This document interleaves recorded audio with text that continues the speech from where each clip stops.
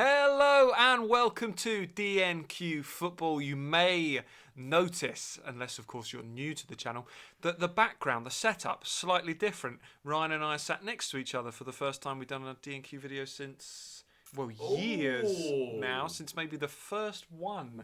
Have we Or not some done of the first ones that we did.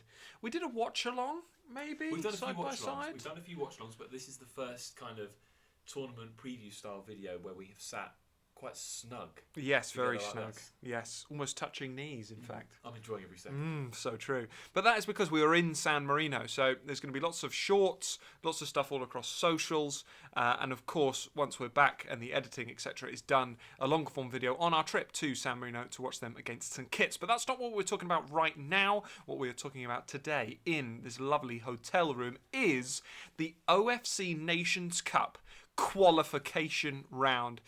As I say about pretty much every tournament, this screams DNQ. It's not football. just... We think of OFC as the region for minnows, and this is the qualification for the tournament for the region for minnows. Yeah, this is the minnows before the minnows. The minnows before the minnows. Yeah, absolutely. Yeah. So for those of you that don't know, the OFC Nations Cup happens every 4 years.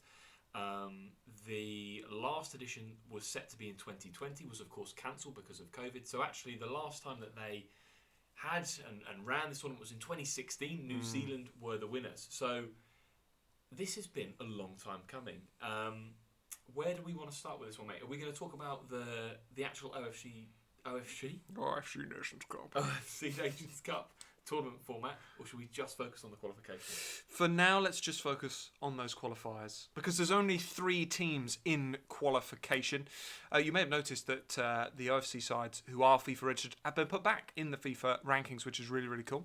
You'll find them at the lower end, as you'd expect. And it is Tonga, Samoa, and the Cook Islands who are participating in this. No American Samoa participating in qualification. Why. I also do not know why. Is it because they did get a little bit of a pasting at the Pacific Games? Potentially.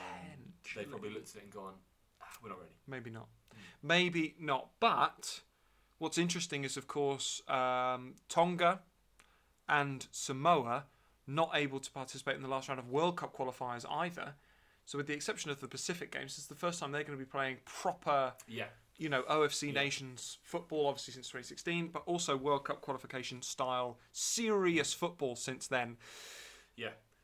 I mean, Tonga, we'll start with them. Yes. Yeah, they are. I mean, we'll start with them because they're actually the hosts of this qualification tournament. So it runs from the 20th to the 26th of March. The first game is, we're recording this on the 19th, so it is tomorrow, but at like 1 a.m. for us or something like that. And that game is Tonga versus Samoa.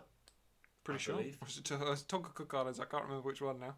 Oh, I don't know, but they open the show. Tonga as host of the mini tournament. They've got an extremely young squad, and despite a 6-2 win, which was their last game at the Pacific Games, the 6-2 victory over American Samoa, they are one of the poorest nations in this region by some way. I think a real indicator of that was their 4-0 defeat to non-FIFA registered Tuvalu at this point. And they are they're going in as huge underdogs. Hosts and massive underdogs for sure. I mean, you only have to look at, like, the Cook Islands obviously aren't great, but they have played against sides like Solomon Islands in 2022 and a narrow defeat there, 2-0. They didn't have a great time at the Pacific Games. And then, of course, you look at Samoa as well, and I'm sure we'll get onto them in a bit more detail in their Pacific Games outing. Tonga, not so much. And when they played American Samoa, who aren't participating and got battered, really, throughout the whole of the Pacific Games, they won, yes, but 6-2. They conceded a couple of goals to a very, very poor side. And I think that if Tonga come away from this with anything other than bottom out of the 3 sides, so obviously only one get the winner, as it were, gets qualified for the tournament. If they can avoid defeat, I think that in any game that would be a huge, huge win. They are really going to struggle, I think, in this one. Yeah, I think so. So we sort of think Tonga are likely to come bottom of the 3. Cook Islands are next up, and interesting one with Cook Islands is, yes, they did quite well as part of 2022 that World Cup. I say we did, but they only played one game, didn't they? They did, and then they all got COVID. Yeah, but at the Pacific Games, they did only beat Tonga 2-1. Yeah. In a group game, so that was closer than we thought it would be. Will it be that close again? We're not actually sure. We don't know the sort of squad that they're going to come with either, because they had quite a few newbies in the 2022 World Cup qualification, players that played their domestic football in New Zealand, and the squad changed somewhat for the Pacific Games. So it really does depend on the players that they have called up as to how well they do. I'd expect them to beat Tonga, and then for me it all comes down to the clash with Samoa against the Cook Islands. Samoa, probably the surprise package of the 2023 Pacific Games, with defeats, but only a 1-0 defeat to the Solomon Islands, a 2-1 defeat to Tahiti. Two of the stronger teams in this region, and for Samoa, they were surprisingly good results. And then didn't they like batter someone in the group stage? I cannot remember who it was, but they played American Samoa. They beat them like 10-0? They beat American Samoa 10-0. Yeah.